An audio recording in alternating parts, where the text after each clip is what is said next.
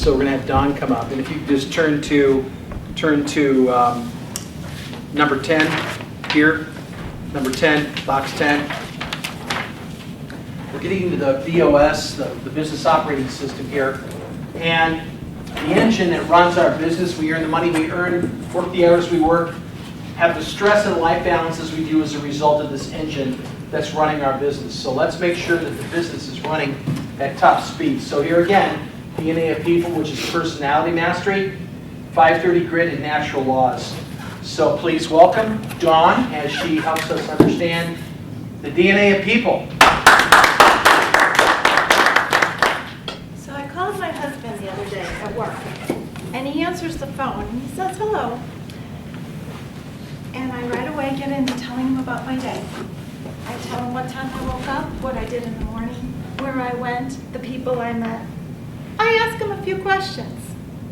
I don't let him answer. I just go on with my day, tell him what went wrong, what went right, what people bothered me, what we still have left to do today when he gets home from work. And he says, I love you, honey. See you tonight. And he hangs up.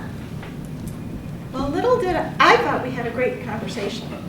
But little did I know it was a monologue until I found out later, because my daughter had gone to work with him that day, and she told me something he probably didn't want me to know, that Daddy put the phone on mute when Mommy started talking and put the phone on the floor and continued working and picked it up just in time for me to finish my whole day of telling him all the details of my day to say, goodbye, honey, I love you. And I thought he was listening the whole time. So you guys, you women out there, first of all, are probably thinking, oh my gosh, how could he do that? What an awful, rude husband. I'd kill my husband if he ever did that to me, or my boyfriend. But you guys out there, you're probably thinking, I can relate. My wife does the same thing, and she's just like you. Well, why do I mention that today when you're here about business and how to be a good leader? My name's Dawn, and I'm here to talk about personality masteries. First of all, it's important to know who you are and what type of personality you are. And I mentioned my husband and myself because shortly after we got married, I found out we had totally different personalities. And we're going to be celebrating our 25th anniversary next week. And if I didn't learn how to work with his different personality, we wouldn't be celebrating our 25th anniversary next week. So, after you've discovered your own personality, and let me ask you before I get into the rest of my presentation, looking at those shapes up there, the cube, the pyramid, the ball, and the wavy line, which one appeals to you the most? If you choose cube, raise your hand. If you choose pyramid, raise your hand. What about the ball? What about the wavy line? It may surprise you to know that even though I haven't met all of you, even though I haven't talked to all of you, I know your personalities based on which shape you chose. And it's very accurate, and I'll prove it to you. If you've chosen the cube, you're very detailed. You ask a lot of questions. You need to know the why. If you chose the pyramid, you're driven. You're very task-oriented. You're type A personality. You make a list of things to do, and you've got to accomplish that list before you go to sleep at night. If you chose the ball, you're amiable, you're relational, you like social events, you like people, you like to keep the peace, you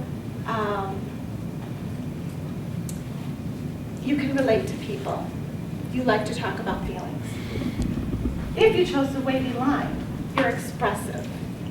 You like to talk about yourself. You think about how the other person, when they're speaking, relates to something in your life. You try to make connections. You have tons of ideas. You want to be involved in everything. Sometimes it's a good idea, sometimes it's not. Expressives have trouble with focus. So once you get to know your own personality, it's critical that you know others' personalities. Those in your family, those you live with, as well as those in your business. It's critical to understand where people are coming from, how they see their jobs, their personality. Are they a driver? Are they amiable, expressive, or analytical? If you're you're meeting with an expressive person, you may need to be relational. You may need to let them talk about your family. You may need to find a connection with them. If you are working with an amiable expressive, you have to realize that they have trouble with focus. If that is you yourself, you really have to work at focusing. But no matter what personality you are, don't be afraid of constructive criticism. Sometimes we need to calm our energy down, like we were talking about earlier, and you need to execute and carry out. Do something with the information you've learned, with the knowledge you have, and follow through. Other times we need to motivate. If there is someone looking for a leader in your business or in anything that you're involved in, don't be afraid to step up and volunteer and take the lead. It may be in your business and it may create massive profits, or it may be something non-for-profit, something that you just want to volunteer, like helping out the veterans or helping any other type of volunteer project that you would be involved in. It may be for cancer, or, you know, I just did a 5K walk for my dad last week for multiple myeloma. But something that I'm passionate about is women's conferences. I want to help women. And so in 2004, I began organizing a women's retreat. And the first year we had 47 women. The next year we had 64. The next year we had 83. Why did I get greater attendance? Because I learned. I learned from the people that were on my committee. When I first started this, I was the leader. I took charge. I'm not afraid to do that. I was the chairperson, and I titled myself such. And I asked for people to volunteer to be on my committee. It's not a good word. It's an old word. Avoid it if possible. Today's word is team. And when I turned that around and realized I had a team and stopped putting a hand and my head in everything that I delegated, I realized we were much more successful. I realized that some people on the team were very expressive, and they wanted to show that in decorating the room and decorating the women's doors and making name tags and coming up with cool icebreakers and fun games that we could play. But then there was another woman who was very expressive, like myself, and she kind of got us off task, and sometimes I probably did that myself. So I had to put her behind the scenes for a little while during the duration of the planning time, and I had her in charge of registration. But I wanted her to use that strength that she had of being expressive, so she was always involved in one of our skits each year. And she got to use that and got that part of her satisfied, and everybody got a lot of enjoyment out of it as well. John Quincy Adams said, "If your actions inspire others to dream more, learn more, do more, and become more, you are a leader." Personality mastery helps us to understand where people are coming from, our commonalities with them, the purpose, what makes people tick. If you don't think personalities are important, or you ignore this critical information, you'll have trouble meeting your full potential. You'll create friction in your company, and you or others that you deal with will drag your business down. Often we're critical of others, and we lose out on opportunities. Henry Ford said, "Don't find fault, find a remedy." Be a problem solver. Find out what people need, find out what they're looking for, and get it for them or help them to get it. It's all about networking and being resourceful. A great reason to get more involved with Mastermind, and come back next month. Thank you. Before I let you sit down. So great job in helping us understand. Does that help you give an understanding of the people that you're dealing with on your team? I knew her before. Did you? Awesome. Excellent, excellent.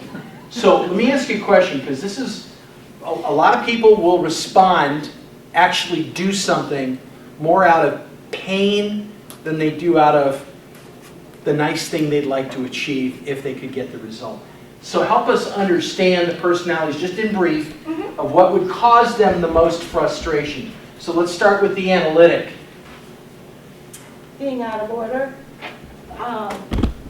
They need to know why. They need to have everything in order. Everything has to fit and have a place and a purpose.